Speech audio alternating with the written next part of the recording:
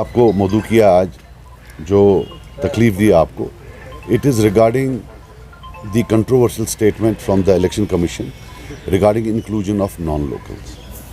हम अपना मौक़िफ़ आज, हमने पहले भी बयानों के ज़रिए जो है वो मौक़िफ़ क्लियर किया है, लेकिन आज हम रूबरू प्रेस के सामने कुछ बातें रखना चाहते हैं कि लॉ में परमिसिबल है, but in order to get to be eligible for vote it looks very difficult. अब सबसे बड़ा चीज़ है कि 15 अक्टूबर को इन्होंने शायद ये कंप्लीट करना है।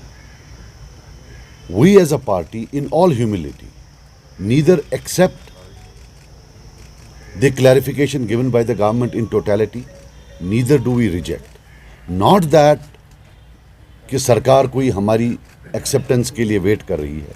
We know the current administration here or in Delhi does not hold political parties of J&K in very high esteem. In fact, they always display contempt and disdain for them.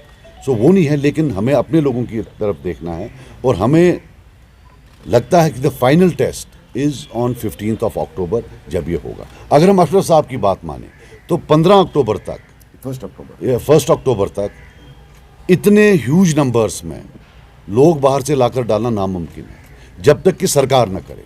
So it is not the law which is a threat to us, it is not the law of which we are scared of those who are implementing the law. On test here is the intentions of those who are as on date running the state here or from the union government. We will wait, we will see what they do. So I repeat, we neither totally accept them nor reject them. Agar hame laga, so what we have thought in our humble capacity, we all of us will go, agar aisa hua, we will sit on a hunger strike in front of the Parliament of India. And every constitutional, because this war cannot be fought here. This battle cannot be fought here in J&K. इधर से कोई चीज़ नहीं होने वाला। जो कुछ होना है ये दिल्ली से होना है। हिंदुस्तान के लोगों को बताना है कि साहब, अगर वोटिंग, ये जो रीजनल एस्पिरेशंस हैं, जो रीजनलिज्म है, प्रोविंशियलिज्म है, अगर आपको बाहर से लोग यहाँ लाने हैं, देन वाई हैव स्टेट्स? एक ही सरकार ऊपर हो, वही तय कर लेगी। The whole idea of states is कि स्टेट्स की अपनी एस्पिरेशंस होती हैं, स्टेट्स के अपने ऑब्जेक्टिव्स होते हैं। अब अगर आप उसमें भी बाकी स्टेट्स के लोगों को लाएंगे, so then what is left? But I would have thought that we should wait. Well, we have thought that we will wait until the 15th of October and 1st of October and see किस हद तक जो है ये क्या करते हैं। उसी हिसाब से if it is a satisfactory outcome, if we believe that nothing has been done which could tantamount to demographic intervention, then it's fine. If we feel that there has been demographic intervention, that the rights of the people of J&K have yet again been compromised and they've been further disempowered, then of course we will hit the streets. Not only here, but as I told you, we will go for fast hunger strike, protests in front of all major constitutional institutions in India. That's आपको मालूम होगा मोहम्मद अशरफ साहब law secretary रहे हैं लगभग 4-5 साल Jammu Kashmir government के। तो मैं इनसे रिक्वेस्ट करूँगा पहले कि जो लीगल पोजीशन है ऑन नॉन लोकल्स ये क्लियर कर दें और फिर उसके बाद I will tell you what our version of the events. इस वक्त ये controversy it is the result आप जो प्रेस कॉन्फ्रेंस,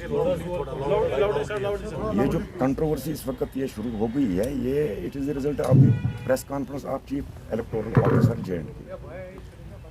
उन्होंने प्रेस कॉन्फ्रेंस में एक स्टेटमेंट दे दिया। उस स्टेटमेंट में उन्होंने कहा कि कोई 25 लाख वोट यहाँ बढ़ रहे हैं।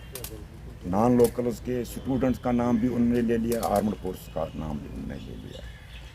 लेकिन जो उन्होंने बोला उस प्रेस कॉन्फ्रेंस में, that is not supported by law and that is not permissible under law.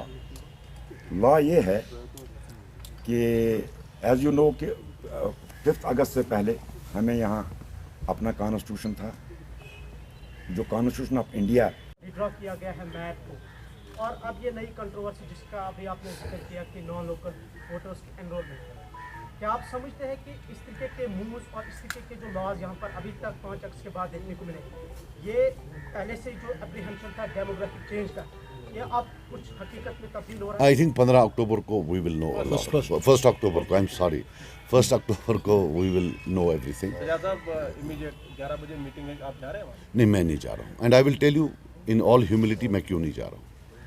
ऐसी बात नहीं है। फारूक साहब ने फ़ोन किया। फारूक साहब एक सीनियर पॉलिटिशियन है।